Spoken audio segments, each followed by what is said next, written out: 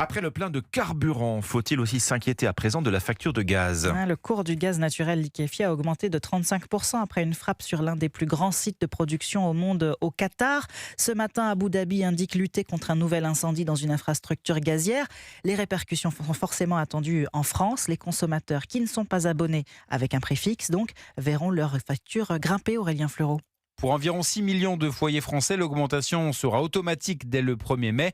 Une de plus, souligne Sylvain Le Fallère, cofondateur d'Elowatt. Concrètement, ça se traduit par une hausse de 25% pour les particuliers. Donc c'est une hausse qui est vraiment conséquente. La facture de gaz des particuliers en France, elle a fait x2 sur les 6 dernières années. Parce qu'en fait, les prix étaient bas, mais on a aussi le gaz qui venait par pipeline de Russie et d'autres pays. Alors qu'aujourd'hui, il vient plutôt par bateau et c'est un gaz qui vaut plus cher. Et il rappelle qu'il n'est pas trop tard pour changer et aller sur un contrat à prix fixe avant le 1er mai.